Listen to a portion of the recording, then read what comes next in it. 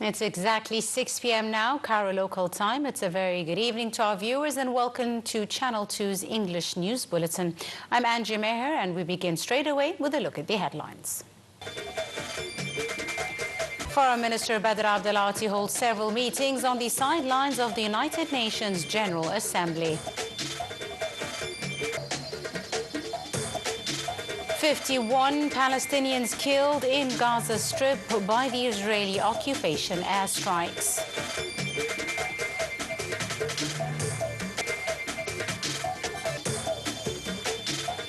Ukrainian drones hit oil pumping station in Russia's Chuvashia.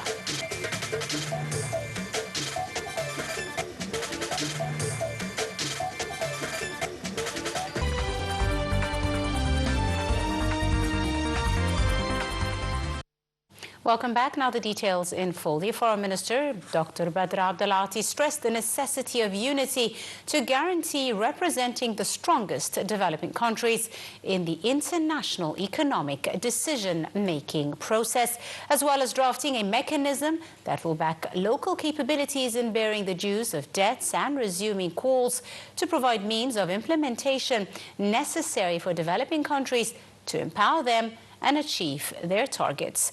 This came during his participation of the Foreign Minister in the meeting of Foreign Ministers of the BRICS, organized by India, considered the next president of BRICS on the sidelines of the 80th UN high-level segment meeting of the UN General Assembly in New York. The top diplomat also called for achieving more fair global economic systems, stressing the importance of doubling efforts to speed up cooperation in implementing joint projects in different sectors, including energy, manufacturing, infrastructure, emerging technologies, and innovation, especially in artificial intelligence. The Minister of Foreign Affairs, Immigration and Expatriates, Badr Abdelati, hailed the development witnessed in relations with the European Union since the announcement of upgrading ties to strategic and comprehensive partnership in March 2024. This came during a meeting with the European Commissioner for Crisis Management, Haj Al-Labib, as bilateral ties were discussed, in addition to the latest regional developments, topping them the situation in Gaza. The Foreign Minister Abdelati reiterated the necessity for the European Union to take serious and effective steps to press on Israel to reach a ceasefire. The Minister of Foreign Affairs, Immigration and Expatriates, Dr. Badr Abdelati, affirmed Egypt's firm rejection and condemnation to all attempts of forced displacement of Palestinians. In his speech at the Ministerial Coordination Meeting for the Foreign Ministers of the Islamic Cooperation Organization, Abdelati stressed the necessity of an immediate ceasefire in Gaza, an Israeli withdrawal from the Strip, and providing international support to enable the legitimate Palestinian Authority to return to the Strip and ensure the implementation of the Arab Islamic Plan for reconstruction and recovery of the Palestinian people in Gaza.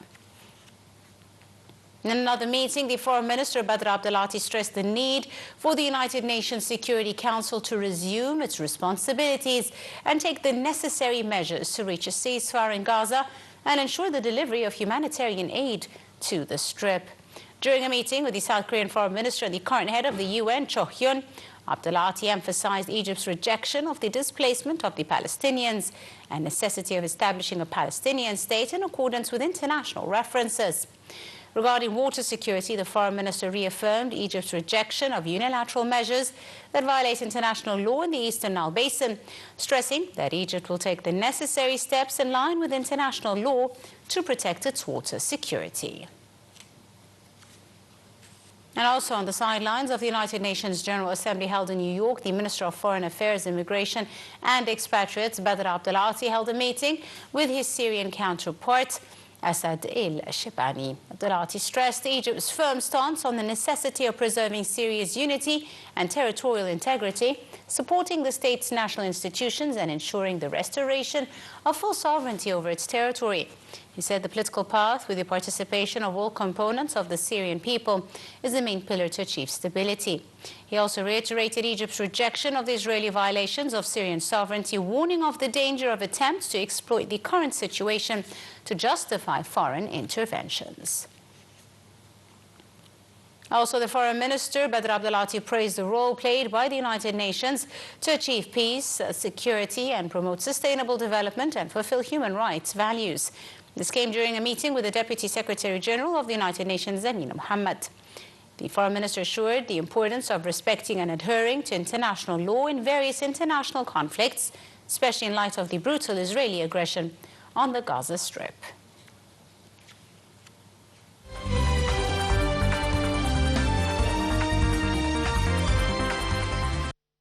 While 51 Palestinians were killed, including 27 in Gaza City, and dozens were injured in sporadic areas in Gaza since early this morning by Israeli occupation airstrikes.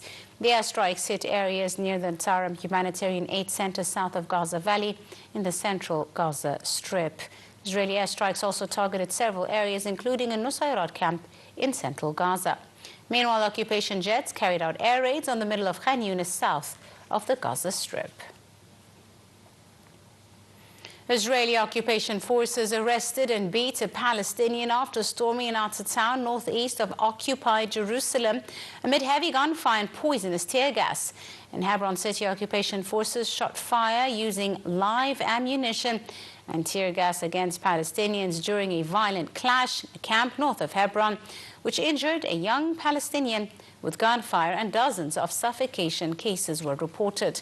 The occupation troops also detained another young Palestinian southwest of Hebron and attacked medical rescuers in the north. To Ukraine, where drones on Saturday struck an oil pumping station in the Russian Volga riverside region of Chuvashia, causing the station to halt operations. Regional governor said the attack took place near the village of Konar and said there'd been no casualties, only minor damage was inflicted.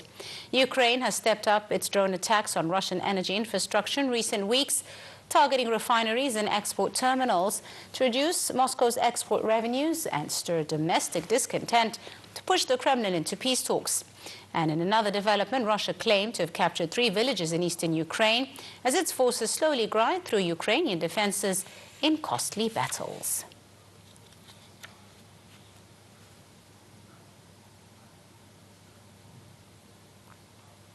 Meanwhile, unidentified drones were observed during the night over Denmark's biggest military base, the latest in a slew of sightings that officials have called a hybrid attack. The mystery drone observations have prompted the closure of several airports across the Scandinavian countries since Monday, when the first drones appeared. Earlier, the Prime Minister, Mette Frederiksen, said over recent days Denmark has been the victim of hybrid attacks, referring to unconventional warfare.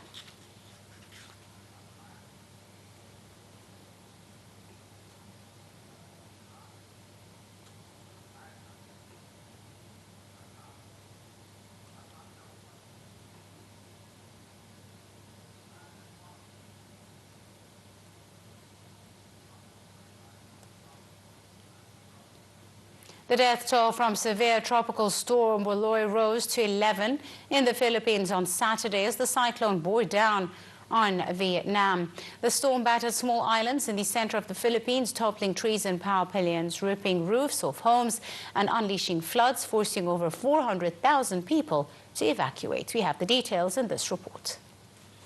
As the cyclone bore down on Vietnam, the death toll from a severe tropical storm Yoloi rose to 11 in the Philippines on Saturday.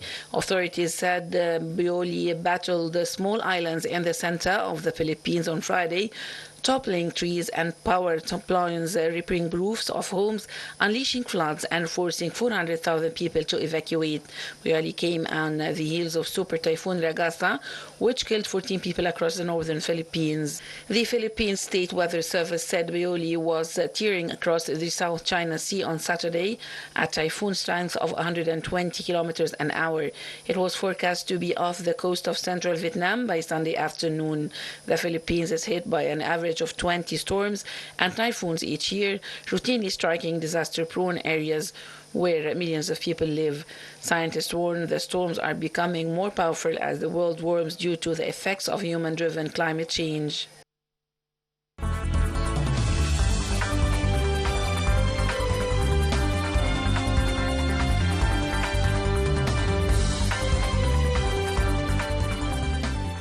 And now moving to some business news, the Minister of Planning, Economic Development and International Cooperation, Rani Al-Mashat, received on Saturday the Minister of Social Solidarity, Maya Morsi, to discuss the status of the investment plan for the Ministry of Social Solidarity for the fiscal year 2025-26, as well as developments related to the launch of the National Narrative for Economic Development, which serves as a comprehensive framework integrating the government's program with Egypt's Vision 2030. Minister Mashat emphasized the state attaches great importance to providing social protection and care programs for the most vulnerable groups, contributing to enhancing human capital efficiency through their economic and social empowerment. The meeting reviewed the total approved investments for the Ministry of Social Solidarity for the 2025-26 fiscal year, which have amounted to approximately 768.5 million Egyptian pounds compared to approved investments of about 455 million Egyptian pounds in the previous fiscal year, showing a growth rate of 75.5%. The Minister of Electricity and Renewable Energy, Mahmoud Ismat, met with the Director General of the Russian State Atomic Energy Corporation, Rosatom Alexei Likhanev, and a number of officials. The meeting came on the sidelines of the Electricity Minister's participation in the High-Level Nuclear Summit and World Nuclear Week in Moscow. The meeting reviewed progress of the Daba nuclear power plant project and reaffirmed commitment to a planned timetable and schedules for the start of operation of the nuclear units and their connection to the electric grid. Preparations are currently underway to receive the reactor pressure vessel for the first unit, and this was also discussed. American trade negotiators have told their Indian counterparts curbing purchases of Russian oil is crucial to reducing India's tariff rate and sealing a trade deal. While tardy negotiations are on a positive track, a U.S. official said more work is needed to ensure India addresses U.S. concerns over market access, the trade deficit, and purchases of Russian oil. The U.S. has imposed an extra 25% tariff on imports from India to pressure New Delhi to hold its purchases of discounted Russian crude oil, bringing on total punitive duties on Indian goods to 50% and souring trade negotiations between the two nations.